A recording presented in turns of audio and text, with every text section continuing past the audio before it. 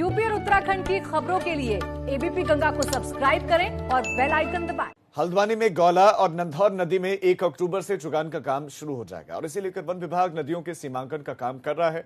पिछले दिनों हुई बारिश की वजह से नदियों का जलस्तर फिलहाल बढ़ा हुआ है, इसलिए अभी भी नदियों में सीमांकन का काम पूरा नहीं हुआ है। गौला नदी से वन विभाग को सबसे ज्यादा राजस्व मिलता है, साथ ही इससे स्थानीय लोगों को रोजगार भी मिलता है। चुगान सत्र चूंकि 1 अक्टूबर से प्रारंभ हो रहा है, तो चुगान से पहले जो है सीमांकन की कार्रवाई वन विभाग द्वारा की जाती है। नदियों में अभी पानी है काफ़ी हद तक, तो जैसे ही जलस्तर कम होता है तो सीमांकन का कार्य पूर्ण करके शीघ्र जो है चुगान की कार्रवाई प्रारंभ की जाएगी। हल्द्वानी में गौला और नंधौर नदी में 1 अक्टूबर से चुगान का काम शुरू हो जाएगा और इसे लेकर वन विभाग नदियों के सीमांकन का काम कर रहा है। पिछले दिनों हुई बारिश की वजह से नदियों का जलस्तर फिलहाल बढ़ा हुआ है, इसलिए अभी भी नदियों में सीमांकन का काम पूरा नहीं हुआ है।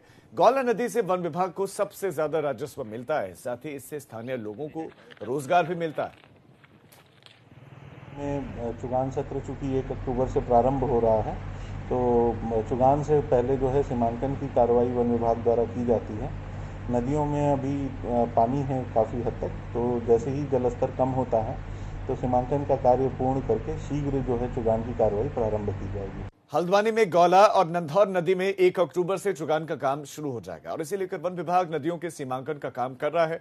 पिछले दिनों हुई बारिश की वजह से नदियों का जलस्तर फिलहाल बढ़ा हुआ है, इसलिए अभी भी नदियों में सीमांकन का काम पूरा नहीं हुआ है। गौला नदी से वन विभाग को सबसे ज्यादा राजस्व मिलता है, साथ ही इससे स्थानीय लोगों को रोजगार भी मिलता है। चुगान सत्र चूंकि 1 अक्टूबर से प्रारंभ हो रहा है, तो चुगान से पहले जो है सीमांकन की कार्रवाई वन विभाग द्वारा की जाती है।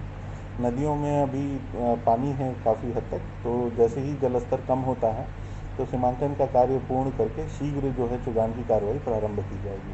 हल्द्वानी में गौला और नंधौर नदी में 1 अक्टूबर से चुगान का काम शुरू हो जाएगा और इसे लेकर वन विभाग नदियों के सीमांकन का काम कर रहा है।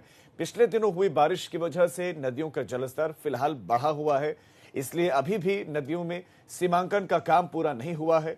गौला नदी से वन विभाग को सबसे ज्यादा राजस्व मिलता है, साथ ही इससे स्थानीय लोगों को रोजगार भी मिलता है।